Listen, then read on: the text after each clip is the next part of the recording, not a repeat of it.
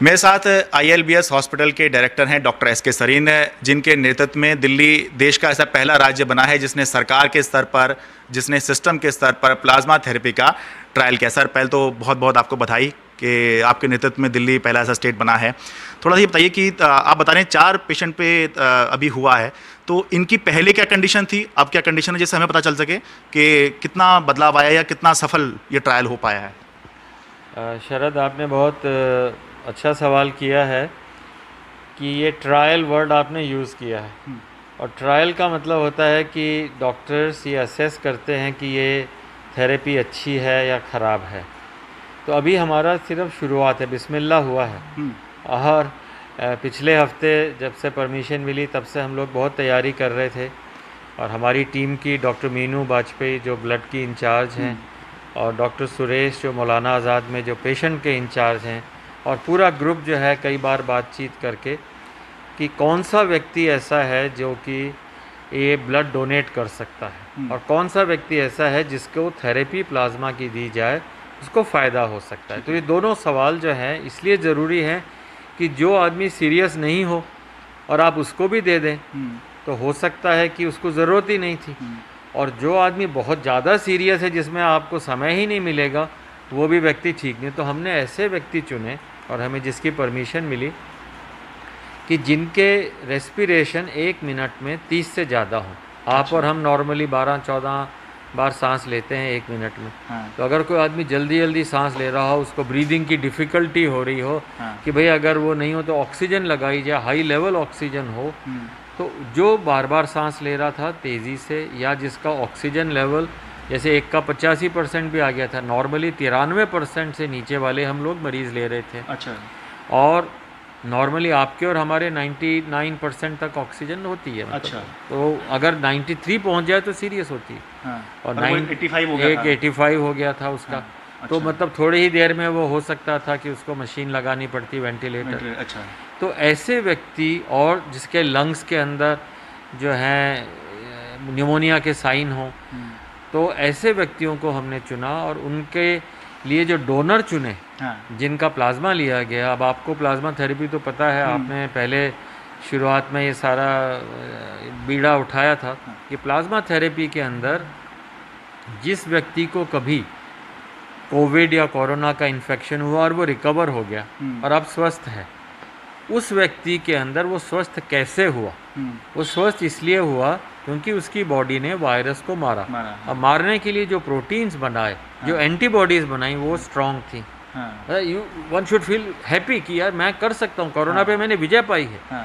ऐसा व्यक्ति जिसने कोरोना पे विजय पाई है और उसकी बॉडी में एक जो फैक्ट्री है जो कि सेल्स जो प्रोटीन्स बनाते हैं, ऐसी फैक्ट्री से जो प्रोटीन निकले वो उसके बॉडी में है। अब वो आदमी अगर किसी और को देगा तो नेचुरली जिसकी बॉडी ने अभी प्रोटीन नहीं बनाए, एंटीबॉडी नहीं बनाए, जो मर सकता है, उसके अंदर अब वो प्रोटीन गए तो एक तरह वो दवा, इमरजेंसी दवा का काम करेगी। और दूसरा, जैसे कई लोगों ने पूछा कि सर मैंने अपना प्लाज्मा दे दिया तो क्या मेरे प्लाज्मा कम हो जाएगा, मेरे में एंटीबॉडी कम हो जाएंगी? ऐसा बिल्कुल नहीं। आपकी बॉडी में फिर दोबारा से नए प्रोटीन बन जाएंगे, नई एंटीबॉडी। तो जो प्लाज्मा देने वाला है, हमने ऐसे डोनर जो हेल्दी हैं, जिनमें कोई साइड इफ़ेक्ट का नहीं, उनकी सिक्योरिटी हमारी बहुत जिम्मेदारी थी। तो वो आदमी अगर दूसरे को प्लाज्मा देता है दोबारा भी दे सकता है। ब्लड में ये होता है कि आपने आज ब्लड दिया, फिर 3 महीने तक आपको कहते हैं नहीं भी आप रेस्ट करो, नया ब्लड बनेगा, बोन मैरो से नया खून आएगा। ज़रूरी भी है।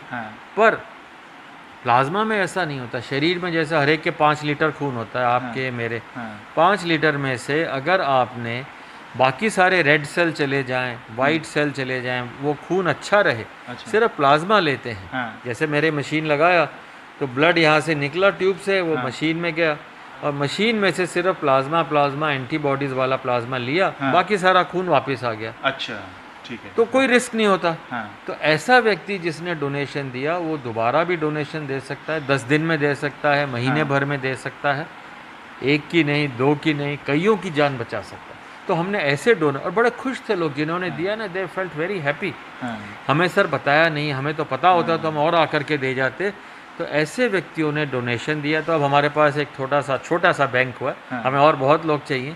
अब ऐसे व्यक्तियों का अगर हम प्लाज्मा रख के उन व्यक्तियों का जिनका अभी एंटीबॉडी नहीं बनी, जिनमें वायरस से लड़ने की क्षमता नहीं आई है, ऐसे व्यक्तियों में अगर ये प्लाज्मा दिया जाए तो हो सकता है कि वो लोग बच जाए। पर अभी ये ट्रायल है, अभी ये नहीं कह सकते। तो अभी इनकी स्थिति क्या है? ये जो चारों के चारों बेहतर हो गए हैं। अभी आज की तारीख में जैसी हमने 2 को कई दिन पहले उनको 2 डोज मिल गई है। बाकी 2 को डोज जो है, एक को कल 2 सेकेंड डोज गई है, एक आज सेकेंड डोज जाएगी। और अभी तक की खबरें तो अच्छी हैं कि 2 आदमी जो बहुत बीमार थे शुरू वाले, हो सकता है कि अब 1-2 दिन में मतलब आईसीयू से बाहर भी आ गए, घर भी जा सकते हैं, ऐसी उम्मीद। ठीक है, तो इसका अभी तक का आप सारांश क्या मानते हैं कि लोग इसे किस तरह से देखें? खाली एक उम्मीद की किरण के तौर पर देखें, एक परफेक्ट इलाज के तौर पर देखें, या ये देखें कि ये तो सालों से चल रहा है? क्योंकि तीनों ही चीज़ें हैं।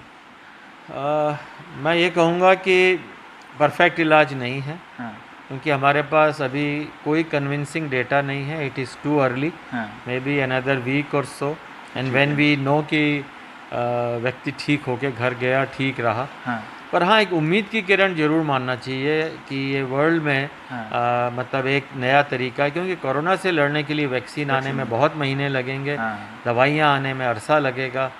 तो एटलीस्ट और ये एक और इसमें फ़ायदा है कि सारी कम्युनिटी जुड़ गई, हर व्यक्ति जुड़ गया कि भाई हाँ मुझे डोनेशन देना है, हाँ मेरे को अपने आज से 20 साल बाद भी आदमी याद करेगा, यार मैंने उस समय में 2020 में ब्लड दिया था और उससे 3 आदमी बच गए। वो अपने बच्चों को बताएगा, भाई बहन को बताएगा कि हाँ देखो मैंने उस समय दिया था।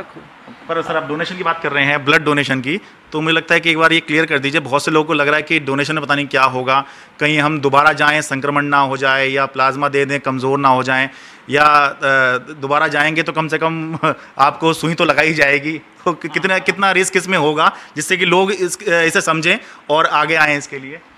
देखिए, इसमें रिस्क तो संक्रमण का नहीं होता है। अच्छा। क्योंकि जिस अस्पताल में जैसे ILBS में अगर वो ब्लड दे रहे हैं, तो अभी तक फॉर्चुनेटली ILBS में एक अलग ब्लड बैंक का एरिया बनाया गया। अच्छा। नॉर्मल ब्लड बैंक से एक सेपरेट एरिया कार्व आउट किया गया, जहाँ पे सिर्फ कोविड के मरीज़ आते हैं बाहर के एग्ज़िट से और सीधा जा कर के अपना देते हैं। ठीक है। और वहाँ पर भी पूरी तैयारी है कि कोई संक्रमण का आशंका ही नहीं है ना। अच्छा। दूसरा ये ज़रूरी कि भाई क्या मुझे कमज़ोरी आ जाएगी, सुई तो लगेगी, ब्लड देंगे। चाहे आप टेस्टिंग ब्लड शुगर के लिए दीजिए, हीमोग्लोबिन के लिए दीजिए, सुई तो लगेगी, ब्लड तो लेना ही है। पर उस सुई से वो लिटा के ब्लड लेते हैं। पूरे प्रोसेस में 15 मिनट से समझ लीजिए आधे घंटे से 1 घंटे का समय लगेगा। उससे अंदर आराम से व्यक्ति लेटा रहता है, कोई कमज़ोरी आने का चांस नहीं है। उससे पहले देखते हैं भाई हीमोग्लोबिन ठीक है, इसके अंदर BP ठीक है, देने के बाद भी तो कोई कमज़ोरी आने वाला रिस्क उसमें नहीं है। हाँ, मन में भय जरूर होता है कि साहब देने के बाद में मेरे को कमज़ोरी आ जाएगी। बट आप देखिए कितने वॉलंटरी डोनर्स हैं। पहले सारे पेड डोनर होते थे, पे करते थे तो उनका ब्लड चढ़ता था। भाई किसी को एक्सीडेंट हो गया तो बाज़ार से खून खरीद लेते थे। आई होप कि ऐसा कोरोना में ना हो। मुझे ये डर है कि कोरोना में लोग इस तरह से प्लाज्मा लेकर के ना, ये एक सर्विस है, ह्यूमैनिटी के लिए सर्विस है। कोई भी व्यक्ति प्लाज्मा अपना मतलब किसी दर पे ना रखे।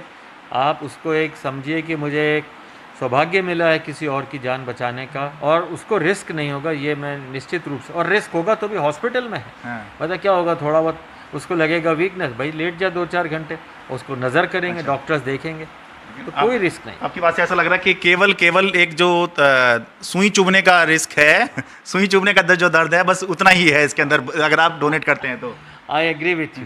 और केवल प्लाज्मा ही लिया जाएगा, बाकी ब्लड जो है आपके शरीर में वापस चला जाएगा, वापस शरीर में चला जाएगा और कमज़ोरी नहीं आएगी। एक आखिरी और बात, कोई मुझे बता रहा था कि अब अभी हो ये रहा है कि किसी को अगर कोरोना हो जाता है तो उसका एक तरह का सामाजिक समस्या खड़ी हो जाती है कि इसको कोरोना हो गया।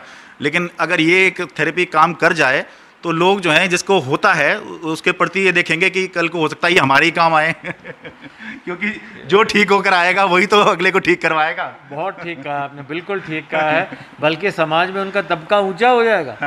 देखो ये वो व्यक्ति था जो ठीक हुआ और उसने 3 को बचाया। ऐसे लोग कहाँ हैं?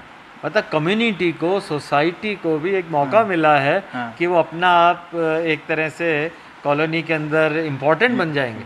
तो रिस्क नहीं है, बेनिफिट ही बेनिफिट है। बी ए कोरोना प्लाज्मा डोनर। तो अगले कितने दिन में हम मान के चलें कि एक सही तस्वीर या बड़ी तस्वीर ट्रायल की आप कह सकेंगे कि हाँ दिल्ली में ये स्थिति है इस ट्रायल की? मुझे लगता है 2 हफ्ते का समय हमें चाहिए, जितने जल्दी हमें डोनर मिल जाएं। और कहीं कोई सीरियस मरीज़ हो, क्योंकि हमें सिर्फ परमिशन लोकनायक की मिली। कोई भी किसी को अगर लगे कि भाई सीरियस है तो लोकनायक के अंदर परमिशन है। सारा कोर टीम लगी हुई है प्लाज्मा थेरेपी के लिए। वहाँ पहुँचें, अगर आप आईसीयू के लिए अगर ज़रूरत है तो आईसीयू में जगह हमेशा मिल जाएगी, और प्लाज्मा के लिए भी फैसिलिटी मिल जाएंगी। तो मुझे लगता है अगर हमारे को मरीज़ मिल जाए, हमें 10 से 15 मरीज़ और चाहिए, और प्लाज्मा डोनर्स तो जितने आ जाए अच्छा। 2 हफ्ते के अंदर उम्मीद है कि कुछ अच्छी हो सकता है, अच्छी खबर। सर आपको हमारी शुभकामनाएं, क्योंकि आपको शुभकामनाएं देना ये देश के लिए ये सोचना है कि अगर ये थेरेपी काम हो जाए तो लोगों की जान जो है इससे बच सकती है। बहुत बहुत धन्यवाद। Thank you. दिल्ली से मैं शरद शर्मा, NDTV इंडिया।